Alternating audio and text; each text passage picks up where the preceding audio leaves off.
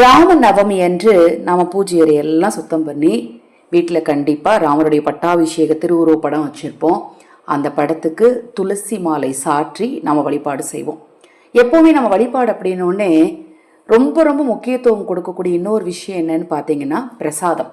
இந்த பிரசாதத்தில் நிறைய விஷயங்கள் இருக்குது. பிரசாதத்தில் குறிப்பாக நிறைய பேர் வைக்கக்கூடிய பிரசாதம் அப்படின்னு பார்த்தீங்கன்னா சர்க்கரை பொங்கல், சுண்டல், இது ரெண்டும் கண்டிப்பாக வச்சிடுறாங்க. ஒரு சிலர் பழங்கள் மட்டும் வைக்கிறாங்க, ஒரு சிலர் உலர் பழங்கள் வைக்கிறாங்க. ஆனால் ஒவ்வொரு விசேஷ தினத்திற்கும் ஒரு குறிப்பிட்ட படையலை நம்ம கண்டிப்பாக வைக்கணும், குறிப்பிட்ட பிரசாதத்தை நம்ம கண்டிப்பாக வைக்கணும். இந்த ராம நவமி நாளில் இப்போ நான் சொன்ன எந்த விஷயத்தை நீங்கள் வச்சுருந்தாலும் சரி, இந்த 2 படையல் கண்டிப்பாக இருக்கணும். இந்த 2 பிரசாதமும் பூஜை அறையில் கண்டிப்பாக இருக்கணுங்க. ரொம்ப ரொம்ப எளிமையாக இருக்கிறதுலே எளிமையாக செய்யக்கூடிய இந்த பிரசாதத்தில் நிறைய பேருக்கு தெரியாத ஒரு சூட்சம் இருக்குது. அதுவும் என்ன அப்படிங்கிறத நம்ம இந்த பதிவில் தெரிஞ்சுக்கலாம்.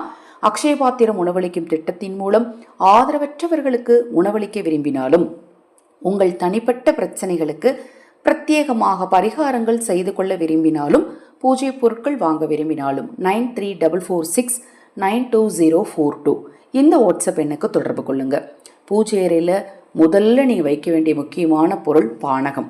பானகம் தயாரிக்கிறது எனக்கு தெரியுங்க. தண்ணீர் எடுத்து தண்ணீரில் வெல்லம் சேர்த்து கொஞ்சமாக எலுமிச்சை சாறு ஊற்றி அதில் சிறிதளவு பச்சை கற்பூரம், ஏலக்காய், கிராம்பு போட்டு துளசி இலைகள் போட்டு வைக்கணும், அவ்வளோதானே அப்படின்னு.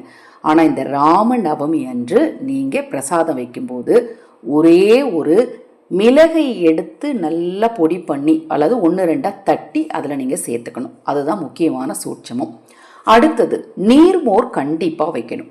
இந்த நீர்மோர்லையும் பார்த்தீங்க அப்படின்னா நாம் நீர்மோரில் நிறைய பேர் என்ன பண்ணுறாங்கன்னா கொத்தமல்லி தழை, இஞ்சி, பச்சை மிளகாய், என்னென்ன போடணும்னு எல்லாம் போடுறாங்க.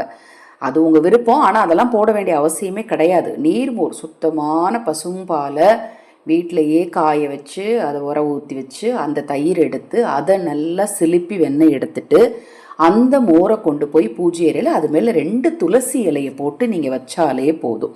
அந்த நீர்மோரும் பானகமும் நாளைய தினத்தில் நீங்கள் ராமருக்கு நிவேதனமாக வச்சு வழிபட்டீங்கன்னா உங்கள் துன்பங்கள் தீரும், நல்ல மன வாழ்க்கை ஏற்படும், மன வாழ்க்கையில் இருக்கக்கூடிய பிரச்சனைகள் நிச்சயமாக தீரும். இப்போ நான் சொன்ன இந்த எளிமையான விஷயத்தை நாளைய தினத்தில் தவறாமல், அதாவது 27/3/2026 பங்குனி மாதத்தின் 13ஆம் நாள் வெள்ளிக்கிழமையில ராமநவமி வருது. இந்த நாளில் இந்த 2 பிரசாதத்தையும் பூஜையில் வச்சு நீங்கள் வழிபாடு செய்யுங்க. உங்களுக்கும் உங்கள் குடும்பத்தாருக்கும் நல்லதே நடக்கும். ஹரஹர சங்கர ஜெய ஜெயசங்கர மகாபெரிவா திருவடிப்பாதம். சரணம் சரணம். நல்லதே நடக்கட்டும்.